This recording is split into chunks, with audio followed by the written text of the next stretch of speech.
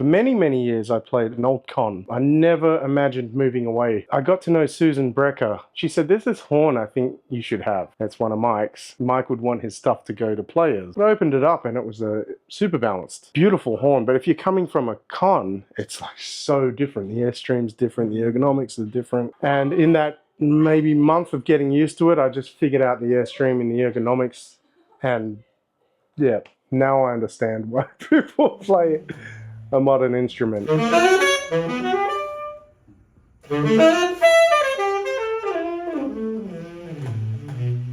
Man, wow. So great to meet you, and now I'm looking forward to hearing you play. And you're just about to go on.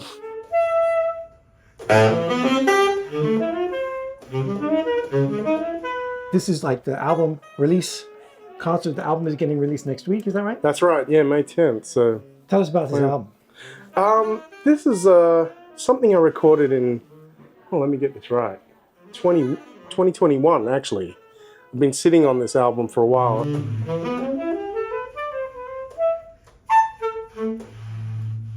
It's pretty special in that I've known all these guys for a long time, but we've never recorded it as this specific combination. Yeah. And who are the guys on the album? Well, John Patitucci's on the bass. Kind of fanning out on him for a long time. Yeah. And you know, I met him at the Monk competition in 2008, and then you know along the tour circuits when I was playing with Tane and Joey DiFrancesca, and always bump into John. Yeah. And he always remembered me, and I'd always call him up and get his advice on things, and you know, ask him all these questions. And I called him up to do a gig. I think I had a show in New York City somewhere, and I called him up and he said, I'm not available, but you know, we've known each other all this time. Why don't we should record something. It's like, really? Well, wow, he said that to you. Yeah, and I was like, well, I was gonna record this quartet record at the end of the year, and he's like, let's do it. I'm open that week. And it just stars aligned.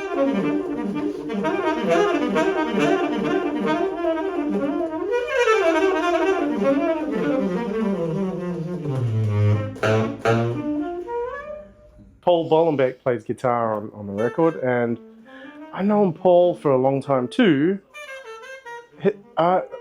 He was playing with Joey DiFrancesco for I don't know 27 years or something, and I was with Jeff Tane Watts' band, and around the same time Jeff decided to go guitar trio. Joey decided to go trio with saxophone. And so we kind of did this trio swap. The same. But we played in Jeff's band together. We right. Sometimes it was a 5-piece. Right. And I think that's how I first met Paul. So it just made sense to record something with him. We've had this connection for a long time. And Jimmy McBride plays drums on the record. And we've been playing together since like the week I moved to New York, maybe 12, 14 years ago.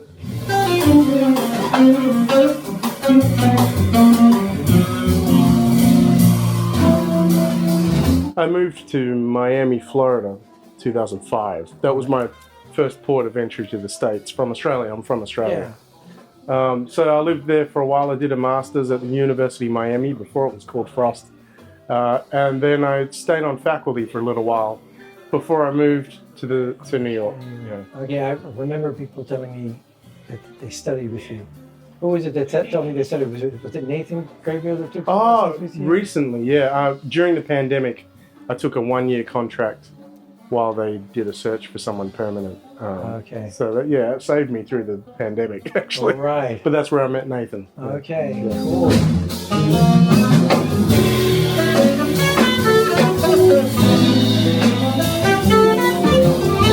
Tell me a little bit more about the recordings that you're doing. Like, these are all compositions of yours, or is it a mix of other people? No, they're all my compositions. Most of my albums, I think this is my 16th album as a leader. Wow.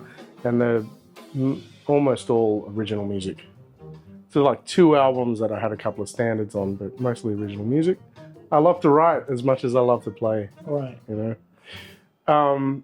Yeah, this one's a bit of a departure from what I've been doing a lot lately, which is my New Jive band. It's kind of more on the electric side. Right, yeah. So it's kind of a revisit to the acoustic quartet Okay. Yeah. Okay. And you were telling me, oh wow, I'm just noticing your horn here has got your name on it. Oh yeah. I wonder if that's in the camera. Oh yeah, it Is is. it on the other side too? Maybe. Yeah. I think so. Yeah. Yeah, it's on there. Yeah. So tell us what's your gear setup, and then you were telling me some yeah. other cool stuff about gear that would be cool to share. Well, maybe I should go backward. For many, many years, I played, I think about 15 years, I played an old con, 1932 Shoeberry. Wow. I loved that. I never imagined moving away. You still have it? Yeah, of course. Yeah. But I got to know Susan Brecker over the years, and we became very good friends. She said, "There's this horn I think you should have." That's one of Mike's. Museums and auctioneers were offering her all kinds of money, but she wanted me to check this out. She said that I think Mike would want his stuff to go to players, you know. And so I went over. She said it was an Ishimori horn. I went over. Was it an Ishimori case? Yeah. But I opened it up and it was a super balanced. 1951. I looked at the serial number. So, I mean, beautiful horn. But if you're coming from a con, it's like so different. The airstream's different. The ergonomics are different. So I initially said, you know, I don't want to kind of buy a very expensive horn just to be sitting around. And I don't want to leave my con. And about a year later, a friend was visiting from Australia. I told him the story, and he said, "Man, you got to have that horn, just like the story." So I called Susan back and said, "I think I'll take it." So she was coming to my CD launch the following month. So I thought I'll get used to it, just to play it for her, and then I'll keep it away for historic value. And in that maybe month of getting used to it, I just figured out the airstream and the ergonomics, and yeah, now I understand why people play a modern instrument. I mean, it plays so great. It records really well. Yeah, everything's really easy. But then I played it for a few years. Pandemic hit, and I started feeling a bit scared about getting off the subway at 2 a.m. with that horn. So I spoke to John Ledbetter about him making me one of his horns as close as he could to my SBA. So I could just, you know, play that in the city and then still tour with the SBA. And he made this for me. This is his artist series, the silver-plated but lacquered also. Engraved before. He matched the action, the tension, the action, opening, oversized metal resonators, a few other things to make it as close as he could. And I kind of fallen in love with it. And now it's not just for New York. I use it on everything. I've recorded a few other people's albums since. And you've been playing on this for about a year now. It's been about a year, yeah. Great. Records great, plays really even, and it allows me to do everything I want to do.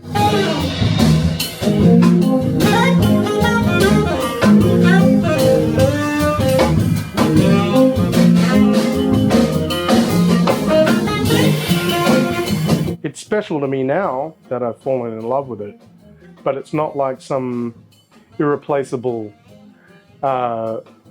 instrument from 1951 that I'll never find the same. So you don't have that extra anxiety traveling with it, or 2 a.m. And it's great. I know the guy who made it or put it together, so you know you can get another one. If you and he knows what he's doing. He made it, so he knows how to fix it if I drop it or something stupid. And he's local. Yeah, and he's local. And it's kind of the same reason I play this Van Doren V16 mouthpiece and reeds.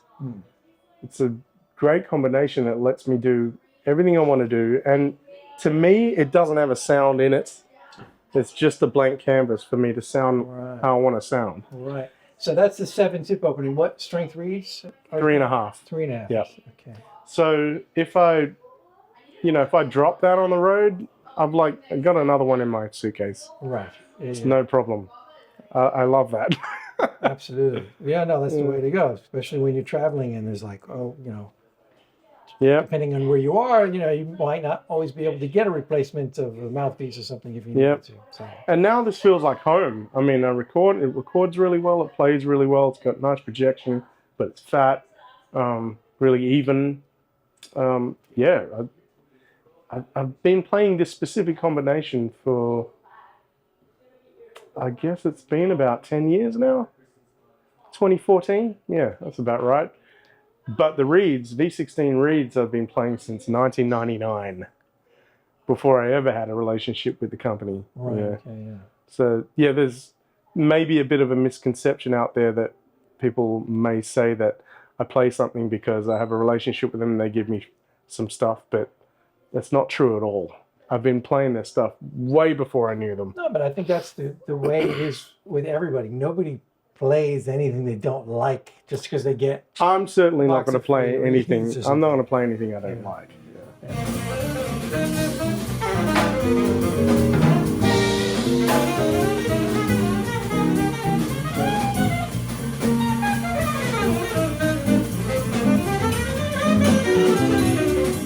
You just talk about like the one thing you like to work on with your students. Well, it's I'm sorry, I might not be giving you the thing you're looking for, but I think the most important thing is really working with a student on their weaknesses, and everyone is. I mean, I could be teaching maybe like seniors, but each senior is going to have a different thing. One person's ears might be better than the next person. The next person might have a really great academia about the way they approach music. So I'd work on ears with them. Someone with great ears, I would work on academia. So it really depends on the individual. Yeah, I think it's Tailor it. really important to cater to the student. Sure. But there are routine things I definitely would focus on in a lesson. I don't teach much these days. I'm too busy performing, which is a great thing. Yeah. But yeah, some rudimentary things. Really playing the horn in tune is overlooked, I think. But then in terms of jazz, there's definitely my approach to learning standards and outlining changes. Yeah, those things. Yeah. So that's cool. First, I would ask, quickly, what do you do to work on intonation? Intonation. Yeah. Overtone matching, getting together with a tuner, working with a drone. There's a million apps out there. We can get a drone and really kind of work around it. Relative. One thing for really controlling the mouthpiece and intonation is, yeah, everything you can do with this. Like, you should be able to play a scale to the ninth with this, and the sound and the intonation is all here because there aren't any buttons to actually. So.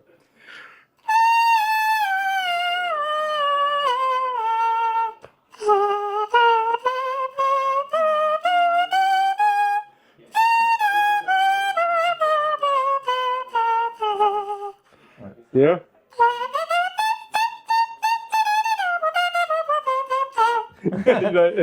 It's all here. So. And is that something you still do as like a warm up from time to time, or a really good one is getting a tuner or a drone or something and doing this.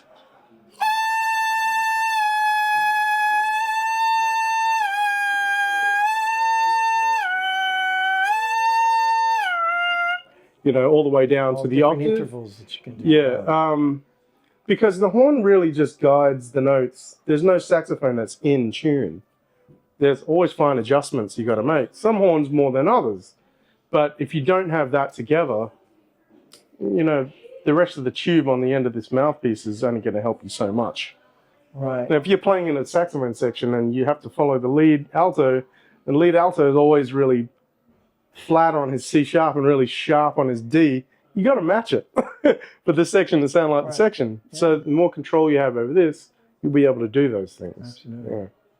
Man, I know you gotta play like soon, so I know I don't want to take up too much of your time because I know there's a certain amount of like just getting in the zone and and hanging with the fans that are coming in and saying hello to people and all that. So another time when we have more time, definitely. I can ask you all the other things. I wanted to ask you about like, your story, how you kind of got into playing saxophone from being from Australia and then moving here and then you mentioned your approach to playing chord changes, but we can talk about that next time. Definitely. There will be a next time. All right, man.